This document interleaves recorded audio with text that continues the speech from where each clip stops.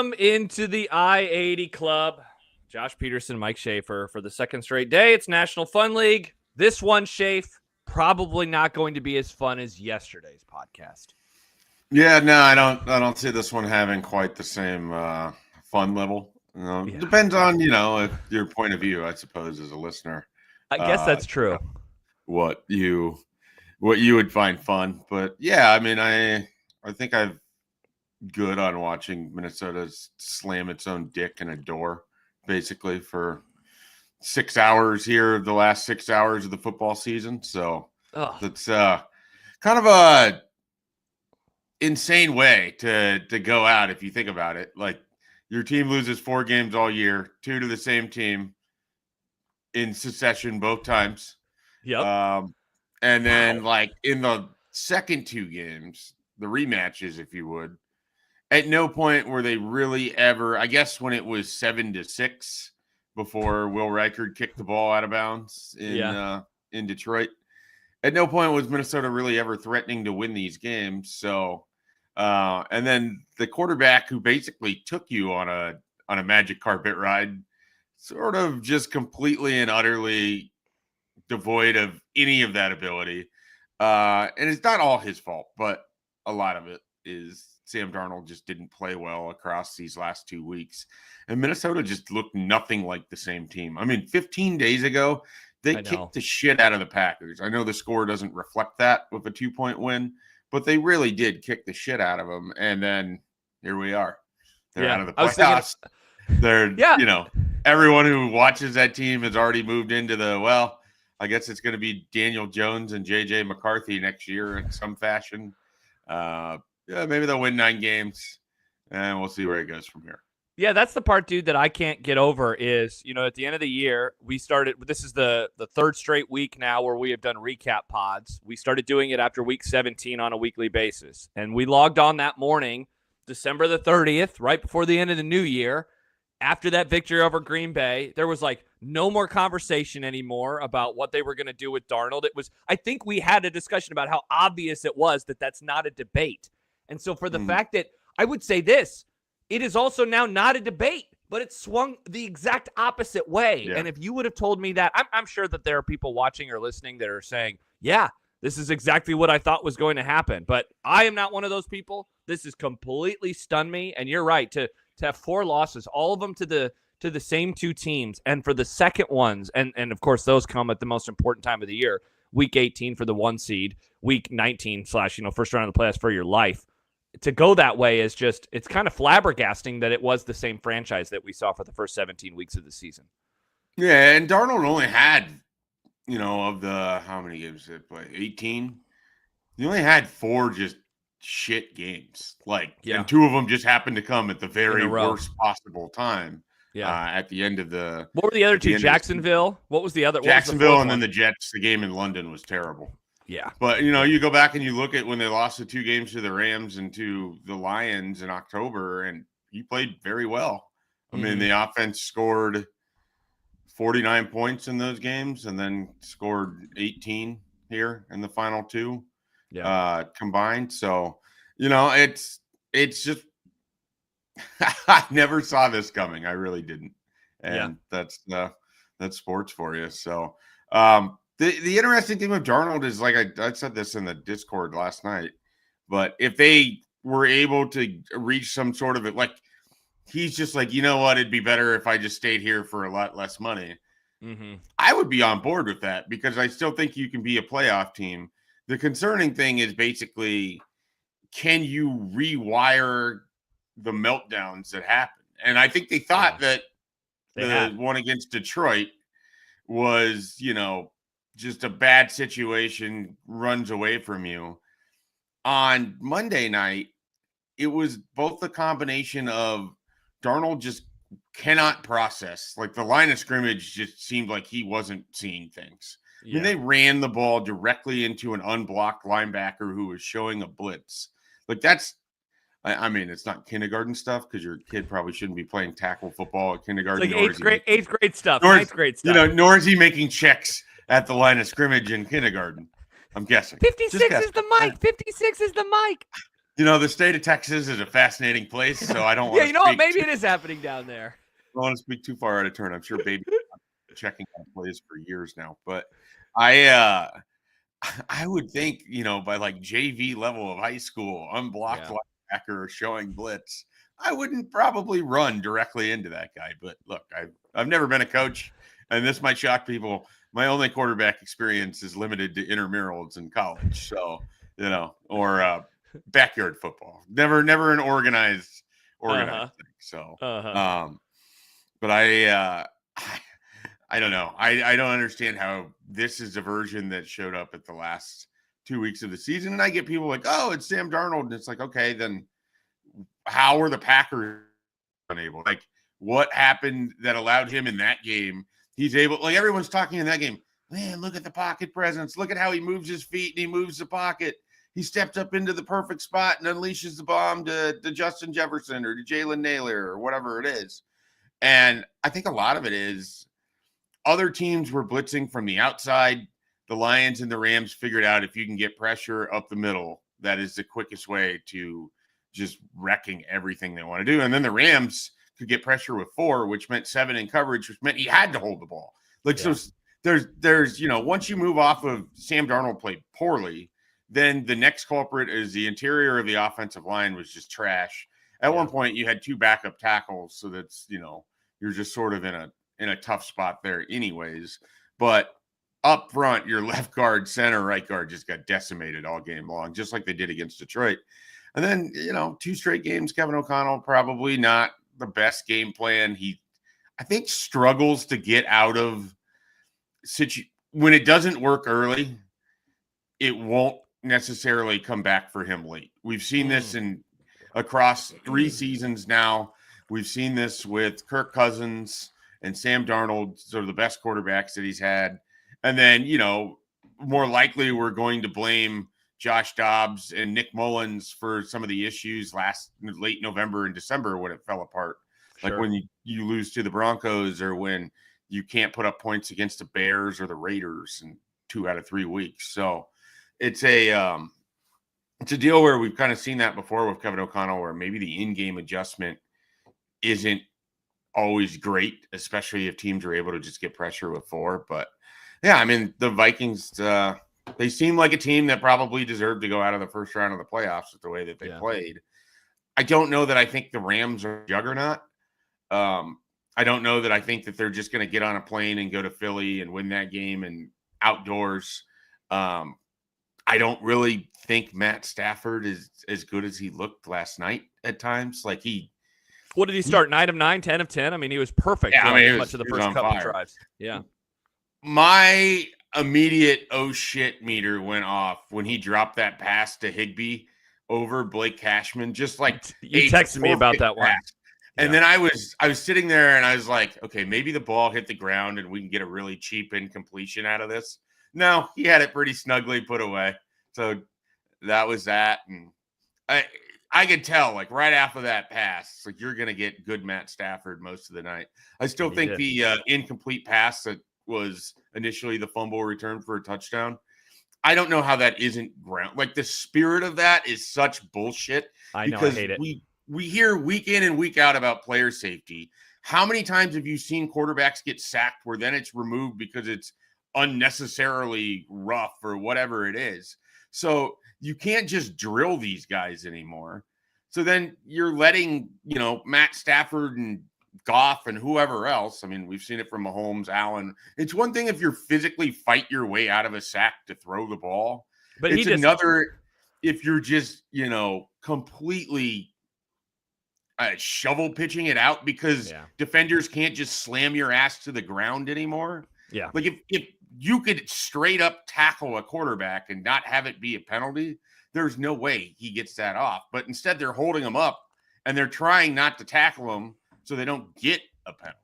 Like it's a frustrating, certainly. But again, none of these things cost the Vikings. They beat themselves, but it was an infuriating game to sit through for 3 hours. And of course, because I'm a masochist, I watched all 3 hours of that. I don't have I don't really have the ripcord in the postseason. Even in the regular season, I don't I don't do a good job of just being like, all right, my team's down 42-10, find something else to do.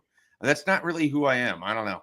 It's a disease. Yeah, I'm the same way. The only time that I'll say, like, see you later is if I'm, like, at my parents' house watching the game with my dad, and there's, like, a minute and a half left, and, like, a team got that final first down, and I'm like, all right, see. But that's just window dressing at that point. They're just taking some knees. But I'm with you. And so, dude, I woke up this morning, and I was thinking about this podcast, and I was thinking about the mood, and how you would be feeling, and it very much reminds me of last year. Yeah, I mean, I think there's a lot of similarity to that. Yeah, where it's just that shell-shocked of, my team didn't have the Week 18 meltdown last year, but it certainly had the Round 1 playoff, like, oh my gosh. And I know one of the things that you and I very much bonded over the years, and we did so with this team for you this year, is like how fun of a ride it is, and how, we often in sports get caught up in just thinking about championships and just thinking about, will they do the ultimate thing that I want them to do?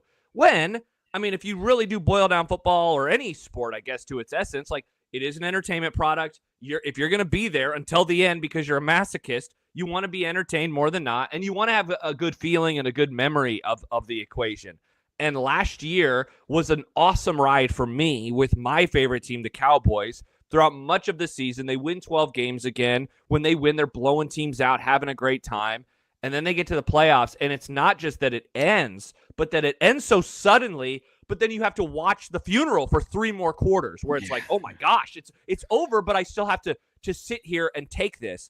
And I felt that way watching the game last night, where at halftime it's 24-3, and it's like, oh my gosh, like, this game is done, and everybody looks shell-shocked. There was a couple of moments where Darnold, either, like, he missed that little screen, and that was one of those moments where Joe and Troy were like, yeesh, what the hell is happening? And they would, like, cut to O'Connell, excuse me. They would cut to Justin Jefferson. God, I hope they didn't cut to Mitch McConnell. They did not cut to Mitch McConnell, but they'd cut to these guys, and I could just see the look on their faces of, like, oh man, like, it's not going to be our night. And that's the hardest part, is just when you have all these memories. And now you probably have to ask yourself, did I even enjoy this season? Because I know that I felt that way about last year. As good as it was, the last memory is the one that will forever stick with me, and it makes everything else that came before it, not as fun. The thing about it is, it all has to be perspective, right? Like, the Vikings were a 6.5 win team total to 7.5, depending on where you got it. And that is not a playoff team, believe it or not. And I am not great at math. That is actually under 500. Oh, interesting. So, like, I can sit here and be completely upset that the Vikings didn't go further in the playoffs, or aren't going to be Super Bowl champions for the 37th year of my existence on planet Earth. Or I can acknowledge the fact that this season was never expected to be what it was. I mean, even yesterday, like, if you sit there and you take stock of what's on Minnesota's defense, and you're like, all right, well, there's Stephon Gilmore in his, like, 15th season in the NFL. So old. He's so There's old. Harrison Smith, who's a future Hall of Famer, and that might have been his last game last night. Similar to Levante David. Like, these are guys that we may not be seeing anymore. There's Harrison Phillips, who I think is absolutely a glue guy and a great guy to have in your locker room. None of these guys are elite defenders anymore. I mean, in both situations, the Vikings tricked up an offense that took advantage of Justin Jefferson and a really, really good group of wide receivers, pass catchers. And they tricked up a defense that took advantage of Brian Flores and a bunch of really smart guys that aren't freaks athletically. Jonathan Grenard is like the one stud the Vikings have on defense, and most people don't even know who that is. And he's a really, really good outside linebacker edge player that is going to have a phenomenal career in Minnesota after starting his career with the Texans and signing last year. But other than that, I mean, they have like a laundry list of failed draft picks on the defensive side of the ball. So, like, Cam Bynum is one of the only successful defensive players, and he's probably more known for his choreographed celebrations than he is for the fact that he's, like, not a Pro Bowl safety, but he's good enough. Like, that's a guy that is a starter on every team in the league, unless they just have 2 studs back there. So you look at it and you can understand why this team was predicted to only win 7.5 games. But They did a really nice job of taking advantage of the fact that you have the crossover with the AFC South. Yep. They beat every team but the Rams in the NFC West. Well, there's 7 wins right there. You sweep the Packers and the Bears, there's 11. Yep. So they got a bunch of wins over teams that, frankly, they ended up just being better than. But it was a super fun season. I wouldn't trade it for the number 1 pick. I wouldn't trade it for better draft positioning. I don't believe that they cost themselves further in the future by winning this year. But I am fascinated how the offseason goes, because all the talk, all of the podcasts and the articles and everything about, oh, your quarterback makes up so much of your roster salary. Okay, now you got the cap space. I don't want to see shitty interior offensive line play. I don't want to see shitty defensive line play. You know what the problem is? Your drafts have sucked for 3 years. You can't have terrible drafts year in and year out and survive without an elite quarterback. Mm-hmm. You've got an elite wide receiver in Justin Jefferson. So if you're putting J.J. McCarthy and his 84 yards against Penn State out there, he better be able to throw the football. I mean, that is the one thing about Sam Darnold. When he does choose to throw the football, I mean, the guy's got incredible arm talent. It just something is going on in that brain that prevents it all from coming together. But there's a lot of questions about what this team will look like next year. And of course, you get the second place schedule. You're not going to surprise anybody. Maybe Flores gets a head coaching job, but I kind of doubt it. I certainly don't think they're trading Kevin O'Connell, which was a discussion in the Discord last night. The future with Minnesota is fascinating too, because I think a lot of those defensive players are going to be gone. And they really need a good draft, and they don't have that much draft capital. They don't have a second-round pick. I don't think they have a third-round pick. You mentioned the second place schedule. That means next year that you have Seattle on the road in weird. Seattle. They play in Seattle for the 25th time in 27 years. That's incredible. You have them, and let's see. You have, because I'm trying to figure out who you have next year. You have the AFC North, and then you have the NFC East. You have the NFC East. Okay, here it is. So you have the Falcons Commanders. Because I was trying to figure out who are the second place teams on the schedule. So the Falcons, the Seahawks, and am I forgetting somebody? Is there one other team in here? But then so you mentioned those teams. Oh, the Chargers. You're at the LA Chargers next year as well. And then so our teams will take on each other in Dallas. How is home and away determined for those, like the random AFC game that you get? I think the Vikings alternates. have played away. Yeah, I think it's whichever conference gets the 9 home games, that year. So what is it? This year was a NFC had the 9 home games year, or at least the Cowboys did, if I remember right. So I think next year it's the inverse. So I think that's what. Maybe that was supposed to be a home game for Minnesota. That's why it seems weird, because they played in London against the Jets. I think that was supposed to be a home game. Yeah, you have 9 they played the Chargers on the road in 2022, and then I don't remember who they had in 23. And 24 was the Jets. Yeah, it just feels like they've been on the road more often than not for those games. So an interesting schedule for sure. Stu Manji with a great comment. Vikings went full Game of Thrones season 8. You never want to go Game of Thrones season 8, Schaef. You never want to do that. Not great. This is just a spin-off off of that comment. Yeah. Where does Game of Thrones rank among shows that you feel compelled to go back and rewatch? Does not. It does. It is. I imagine I will never rewatch the show. I will probably rewatch the season 6 finale. I think is very, very good. I will never rewatch the show in its entirety. I have noticed season 6 finale is when the Sept gets blown up, basically. Yeah. Spoiler alert. Yeah. I mean, and it has the music, like it has like that 20-minute build towards it. Very good TV. That was an awesome moment, and it ends with again, spoiler alert for a 10-year-old episode. It ends with finding out that Jon Snow, has lineage and that he is a Targaryen, and it's like, oh my gosh, and everybody who had read the books had figured that out by that point in time. So yeah, I will never rewatch it. John is rewatching it right now, which is very much a surprise. Like, why would you rewatch Game of Thrones? Like, it just, I don't know. It's kind of like Schaef, kind of like the discussion with our teams. It ends with such a dud. Nah, I'm good. It just kind of ruined the whole experience in a way. Well, it's also one of those where I think it gets to the point where it has too many seasons, and then the episodes get to be really long. Oh, yeah. And you're, like for me, it just becomes like a time investment thing. Like, even if I really like the first few seasons, which I did, and then it sort of became like, I'm pot committed to watching this.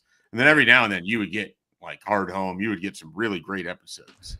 and some real just shitters. But well, and one of the things about it too was that it was like Game of Thrones was an event, and so like part of the enjoyment for me was like that everyone was watching it, everyone was talking about it, Definitely so the last enjoyable. Yeah, the last show where I got with people to watch episodes as they aired. Yeah. Or, like we'd be on like a 20-minute delay and start at like 8:20 on Sundays and rotate at people's houses or whatever. And so that was like the last show I can remember like that at all. And probably the last show you'll ever have that for, right? I mean, barring some wild out of nowhere super hit. Yeah. Corey says, I'm rewatching Lost right now like an idiot. Yeah, talk about another show that ends with kind of a dud. Never seen Lost. Have never had any interest in watching Lost. It's good. It has some incredible highs, man. The highs on Lost are awesome. Really, really good. They are. The highs just being you're watching a dramatic version of Gilligan's Island, or? I mean, it's not Gilligan's Island. They're on an island, but it's not Gilligan's They're essentially Island. on a 3-hour tour forever with a smoke monster. Well, okay, you know something. Yeah, there's weird stuff on this island, Schaef. There's a lot of crazy crap going on that island. I don't know. It just when it was airing, it was never anything that I was interested in, and then it certainly has never appealed since. So I will date myself on why I got into it, because I was like you. I was like, that seems like a stupid show. But I saw a message board thread that was like 10 pages at one point, and I was like, okay, what's up with this message board thread? I'm going to check out this show. And then I binge watched the first 4.5 seasons in like a month in college. So my college girlfriend, I would text her like, hey, I'm just going to watch Lost again tonight. And so I just watched your Lost. College binge watch show was Lost. Yeah. Mine was probably House. House is what House is probably what got me into watching TV again, because in high school never watched TV at all. Didn't have time for it. Just there was no scripted show was having my attention week in and week out. Then by college you end up with like a lot of free time or time to kill or whatever. And I had a friend who basically ran afoul of pretty much everyone with his piracy, and so he had set me up with all of the episodes of House for like the first 4 seasons, and they were all on my computer. And so it's just like, if nothing else was going on, just be sitting watching House off my computer for, whatever length of time. God, what a different time. Kids today don't know about downloading shows illegally and binge watching them because they just log on to Netflix. We got here from me asking if you would rewatch Game of Thrones. Do we want to venture back to football? I'm okay if we don't go back to football. Well, here, let's do this. I think we're done with the Vikings for 2024. Yeah, I got nothing left to say about the Vikings. I do want to say, the Vikings. Yeah. Shout out to me. My Super Bowl that I picked before the season was Rams-Bills. They're both in the second round. It's still alive. Could still happen. All right. So I had 8 of the 14 teams in the playoffs this year. So I did a little better than half.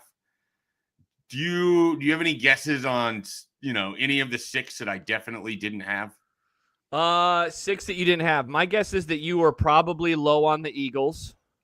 Yep. Didn't have the Eagles. That's correct. So that's 1. I'm guessing you did not have the Packers.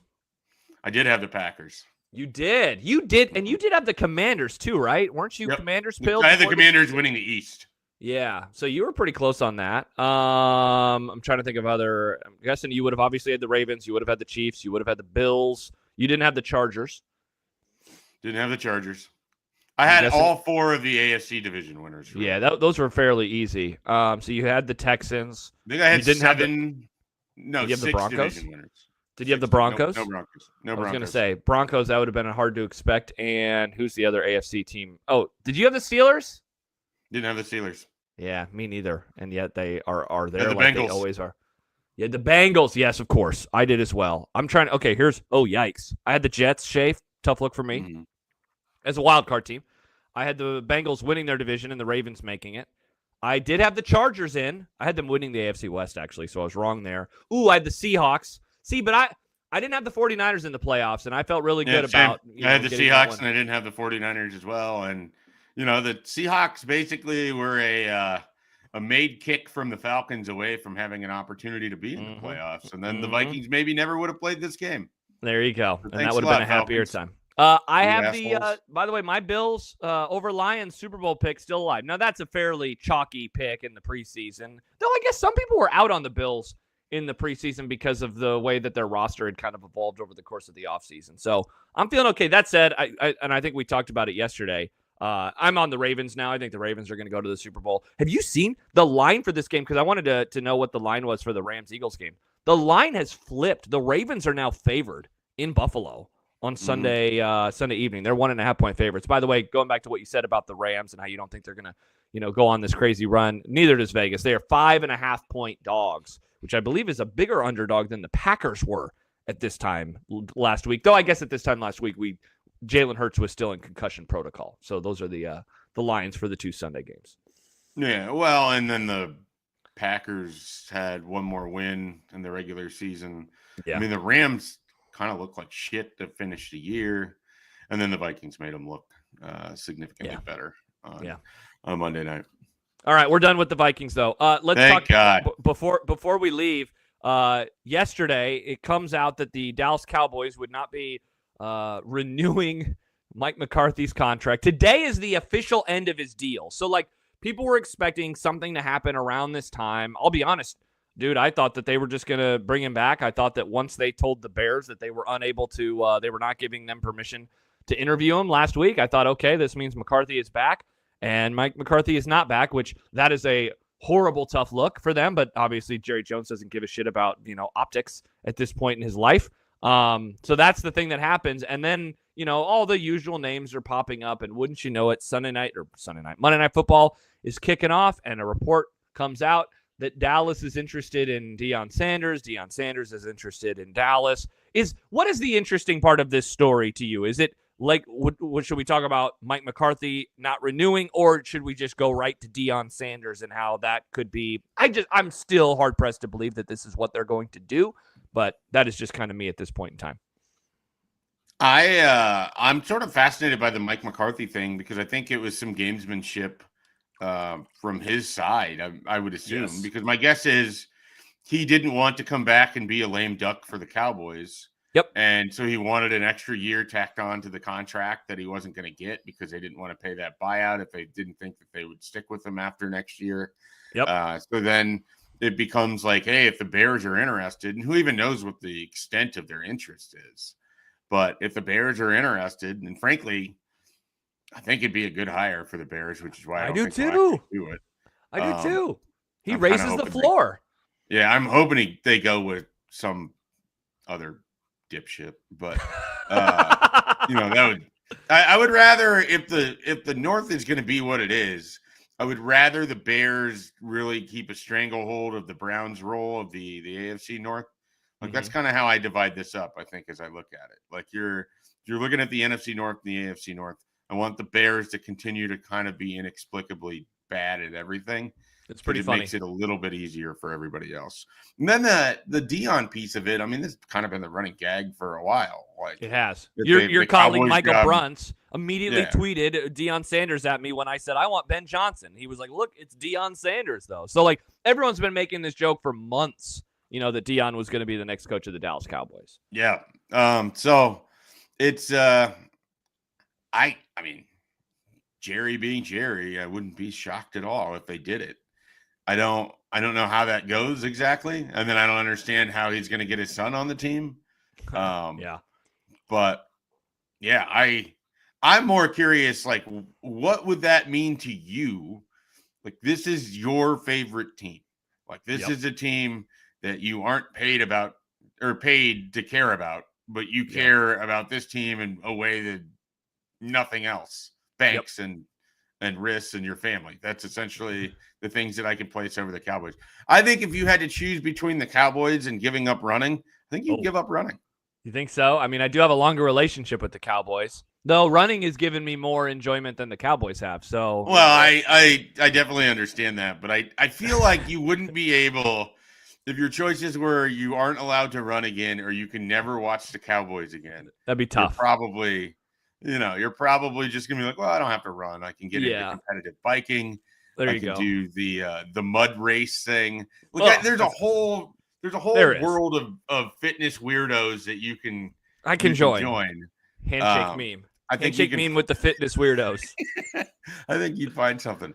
But I am fascinated, like what this means for you as a Cowboys fan, because I doubt that you would want this to play out with Deion Sanders to be your head coach, but I could be wrong. I'm not rooting for it, certainly. I would say, and John and I had a discussion about it yesterday where, he was like, he thinks that Dallas should actually hire him. And my follow-up was, what's going to happen to the circus? It's going to have another tent. Like, oh no, Deion would bring a circus. Like, the owner talks for 40 minutes after games. Like, it's already a shit show in Dallas. So, like, I'm not worried about that component. The thing that I'd be worried about, like, is he a good coach? But you know what? Dude, as long as Jerry Jones is the GM, man, I hate to just be so negative, but it's like, I've gotten to the point now where very few things matter as long as he is the GM. And if he is going to control the operation, which he is, then does it matter if it's Deion Sanders versus Ben Johnson versus Ron Rivera? I mean, I guess it's just differing levels of... Wait, Ron Rivera's name has been mentioned? It's been mentioned, yeah. What?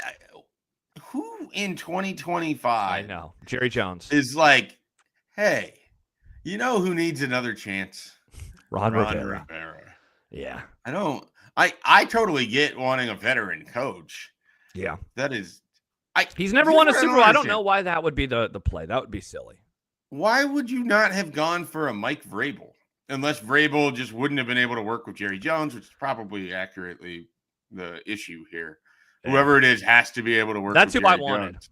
I wanted Vrabel. Well, yeah, I wanted them to go after Vrabel. Like, brings the Patriots got the single best coach available, I think. Yeah. It's like an immediate toughness kind of culture conversation.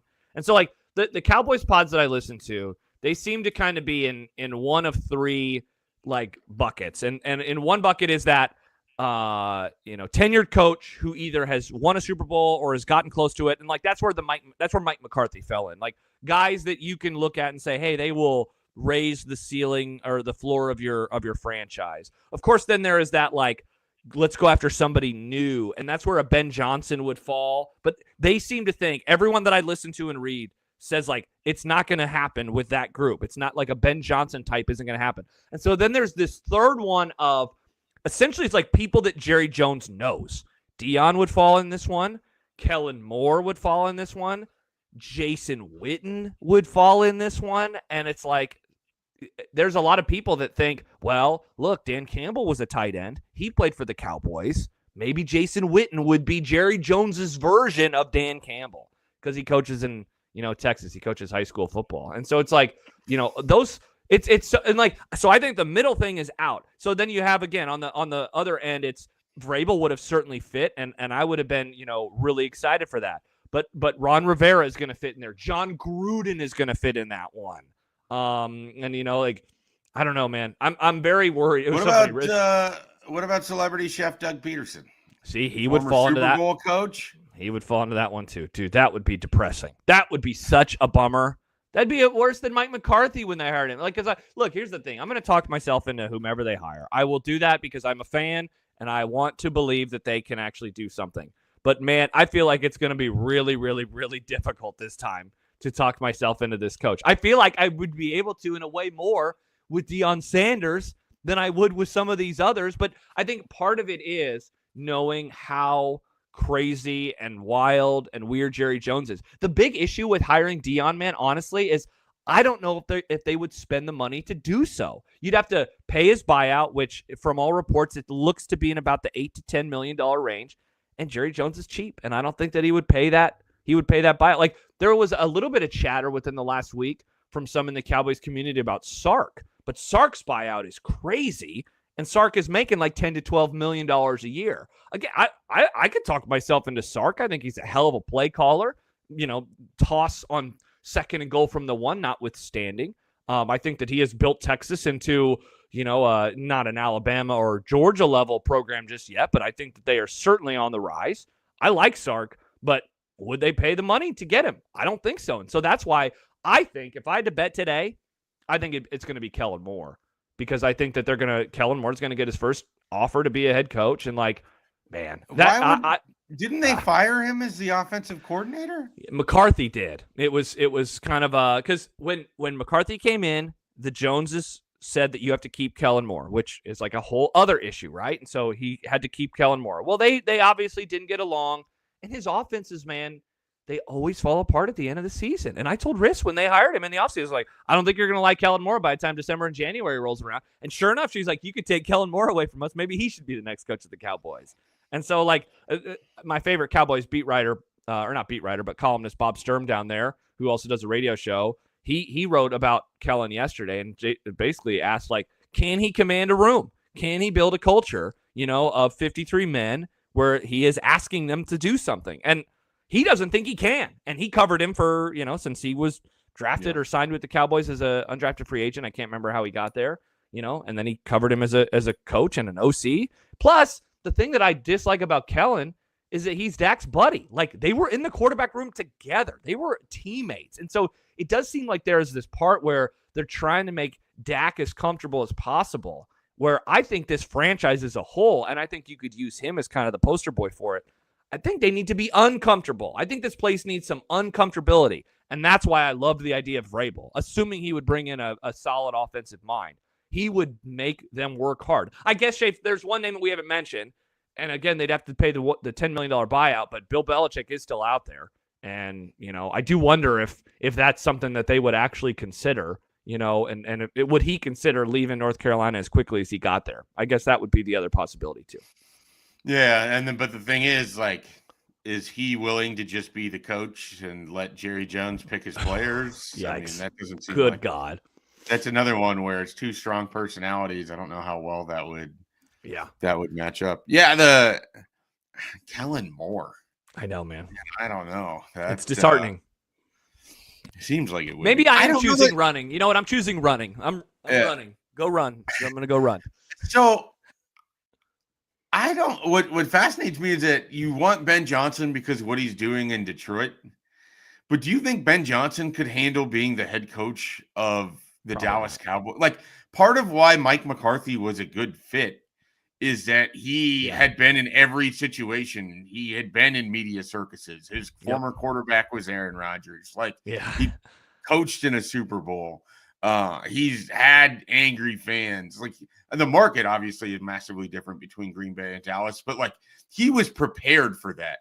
Yeah. Ben Johnson is not. Offensive coordinators don't have to meet with the media much in the NFL. They're not, like, it is a very different, and I don't know anything about Ben Johnson. Like, I can't tell you what his personality is, but I would be a little concerned about just like hiring a boy wonder offensive coordinator and then plopping him in that environment as, like, that's sort of why I think a veteran coach is almost forced to be in Dallas. And then Kellen Moore at least would understand the landscape, I guess, but still, I don't know. Kellen Moore nor Ben Johnson would be on a short list. I don't know what I would do if I was the Cowboys. That's the problem. Part of why Deion would be at least acceptable in that sense is that he, as you said, he can handle the circus. He'll create a circus. He's they get the headlines every day, which is exactly what Jerry Jones wants. What I wouldn't want, though, is like, so he goes there and then he just has to orchestrate his Bronny James type situation where then he's coaching his son again. Yeah. And I don't see how that would be good for the Cowboys because, I mean, you have a top 10 pick, right? They are 11th, I believe. 11th? Yeah. So they have to trade away a lot of capital. If they were serious about Shedeur, they would have to trade away, I mean, probably Dak, right? To draft him. Well, you'd have to trade Dak. But then, like, what are you actually getting in return for a guy whose contract nobody really wants? Correct. And it would be dead money on their books, I think, for 2 years. Right. Which is so a then, long time. I mean, you're sending Dak to the Steelers for whatever you're getting in return because that's probably the team that could use Dak the most out of anybody. Man, the logistics of, because there's no way you're getting Deion without Shedeur. And so you think if Deion goes to the pros that is like a non-negotiable? Yeah, I mean, I think he would only want to go to places where his son could come in and coach his son. Yeah, and I don't think you want to hire a coach because he has a son that plays quarterback. Like, I just don't think that's I don't think See, that's it's a funny. great I think strategy Shador for is him. good. His I do pocket too. presence, like that's I the would thing. Like, take I think he's I would good. take him over Jay. Here's my thing. I want to see Shador Sanders in a program without his dad. Like, Yeah. I want to see what he's like when he doesn't have his dad there. And that guy might get his ass absolutely kicked by multiple people in an NFL locker room. Yeah, I mean, sure. that is one of the things about, going from college to the NFL. Hey, I remember talking to Tony White about like Caleb Williams. He's like, I just don't know that guy can stand up in an NFL locker room and an offensive lineman is going to respect him if he's got painted fingernails or if he's wearing a weird outfit. He's like, Cam Newton did it after Cam Newton was one of the best players in the NFL. Like, then Cam Newton's real personality came to the forefront. Caleb Williams, you're getting all of that right away. Right away. And like Tony White's telling you that, and you're like, okay, this is a guy that understands like what locker rooms are like. And obviously he's not in the NFL, but he would have a better understanding than some. And sure. I think the same thing with Sanders. Like, you can be alpha king shit in Boulder where your dad runs the town now. Because you always got him there, yeah.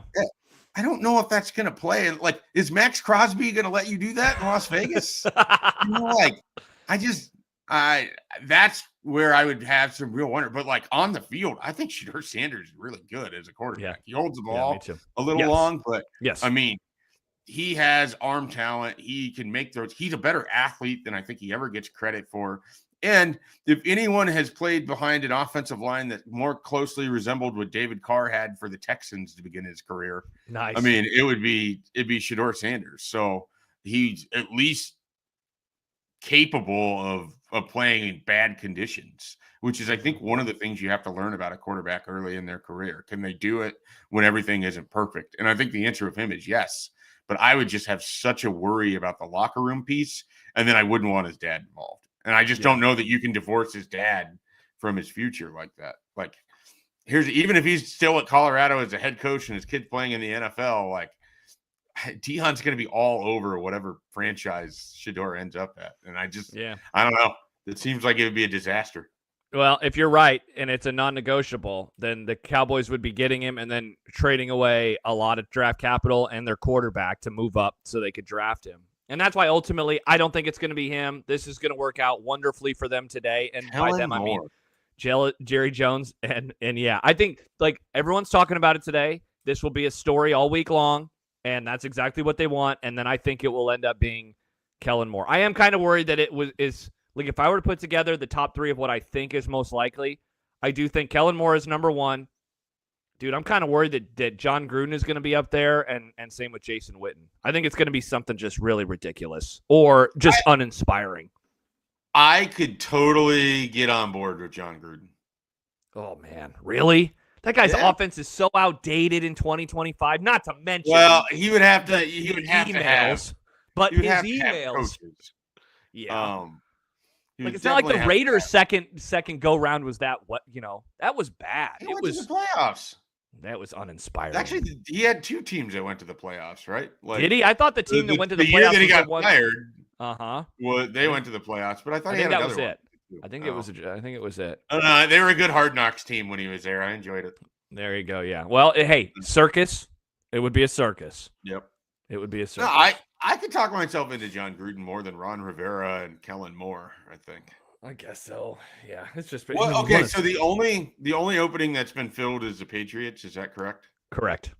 And somehow we're going to pretend like they didn't already know they were going to hire Mike Vrabel and definitely didn't violate the Rooney Rule and all of these. Like, it's so brazenly obvious. I know. Yeah. And did you see? I didn't see this until yesterday. But that when they interviewed two black candidates and they announced it in the same tweet. They were like, we have interviewed these two coaches. Like, what are you doing, Patriots? Could you make it any worse? This is why Brian Flores is in a lawsuit with the NFL. Yeah. This is why there's a discrimination lawsuit in the NFL. 100%. It's also why I think people pulled their name out from an interview with the Patriots. Yeah, they all knew what was going to happen. Because of that. Okay, so the jobs that are open. You got the Bears, the Saints, the Cowboys, the Jets, the who else? Who are we forgetting? Did you say Raiders? I didn't say Raiders. Okay. The Bears, the Saints, the Cowboys, the Jets, the Raiders, the Patriots just got filled. Yep. Is that it? I'm looking. Did you say Jaguars? I did not say Jaguars. All right, I think that's it. I'm just looking up and down every division right now, really quick. I think Cowboys that is by far the most appealing job, but comes with easily the biggest issue, which is in a way, you have like you have these cornerstone pieces. You have the quarterback, you have the wide receiver, and you have the edge rusher. Like, okay, sign me up. But then it's like, okay, tell me about the other stuff. And then you find out Jerry Jones is the owner. It's a good situation in a way on the field, and a horrible situation with all the other crap you'd have to deal with. He fits in the wrong bucket, but Aaron Glenn, I think, would be a really good, interesting candidate. Former Cowboy. I mean, if you want a guy that is going to bring a culture, I think Aaron Glenn, having played for those Saints teams, having coached, he was with the Saints, he's with the Lions, like that is a guy that will bring a culture. I think Aaron Glenn, I think he's going to end up with the Saints. Like, I think that's kind of where that one's going, but maybe not. I think Aaron Glenn would be a hell of a hire. I mean, I am much more intrigued to see Dan Campbell without Aaron Glenn than Dan Campbell without Ben Johnson, because I think they have so many weapons on offense. I know a good offensive coordinator is going to have some success there. Sure. I think Aaron Glenn is really good. I do. I really do. So that would be a guy. But again, I guess if he played for the Cowboys, and he would get to be in the third bucket of guys that Jerry knows. Yeah, but so I was listening. I keep saying this. I was listening to a podcast yesterday. I was listening to a pod, and there are a couple guys that they were like, I don't think Jerry Jones is going to hire a black head coach. Yeah, I mean, but then what is that? What do we do then with Deion? Because I didn't say that with Deion. It's 2025, and that's a thing that people can just say, and we all just have to. Well, hey, we'll just have to acknowledge this.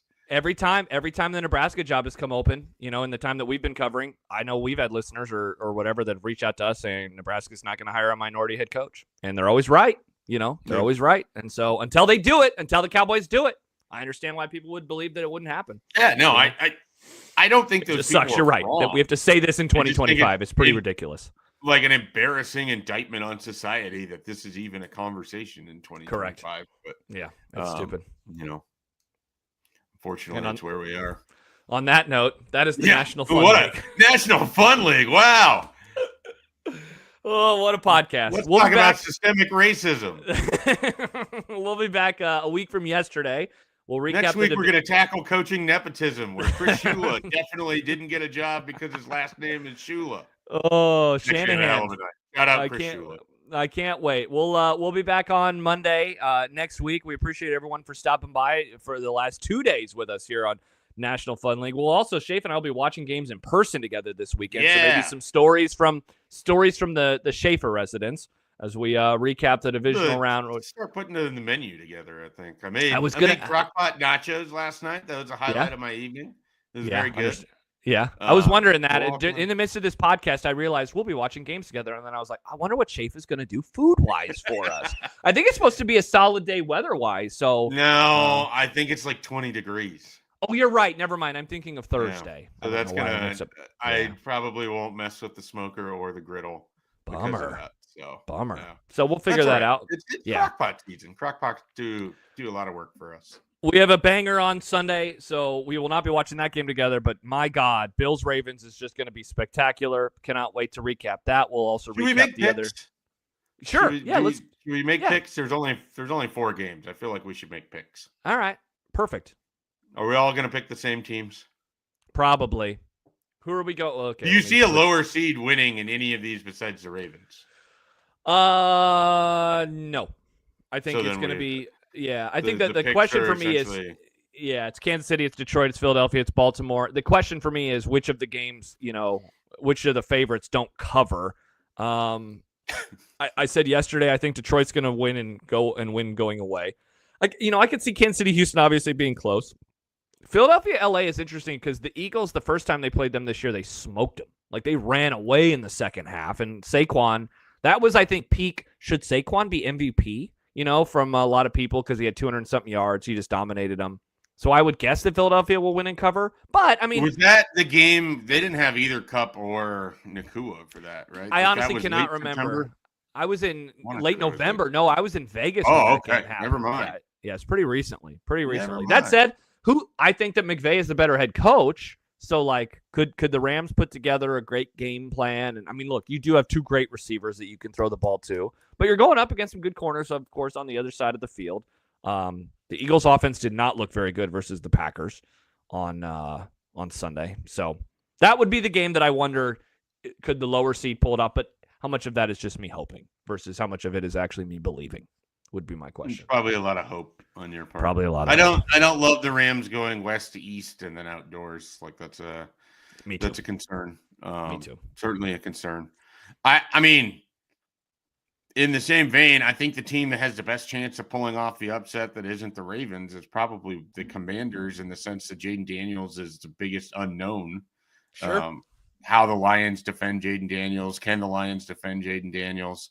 Are the Commanders the sort of plucky upstart team that just can roll into a place like Detroit, have no fear of failure because they've gotten to where no one expected them to be, and then just stun a team? I just don't believe that defense can stop the Lions. So that's what would hold me back on that one. And then the Texans, I think, have the ability to beat the Chiefs. I just don't think they will. So I'm a very boring. The difference is I'll probably take the Bills. I'm going to ride the Bills until I can't ride the Bills any further. So I'll go Bills. You know what? I'll take the Rams too, because I have them in the Super Bowl, but I don't believe in the pick at all. Bills, Rams, and then Chiefs, Lions. So all right, sounds good to me. So we'll recap it all next Monday. Looking forward to that. By the way, no Wednesday night pod this week. Jack and I are going to do it tonight, so we'll get going live at 8 o'clock for Tuesday.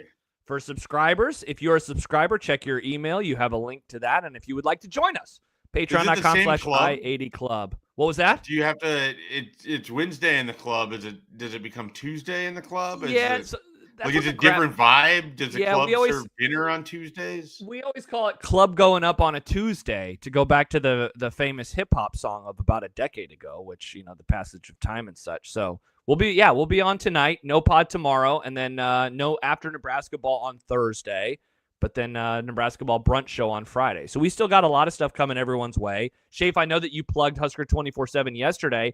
Any new things to plug as we say goodbye this morning? No, just keep going to Husker 24. Actually, go there every day. Click on 8 different links. Do that twice an hour. That would be great.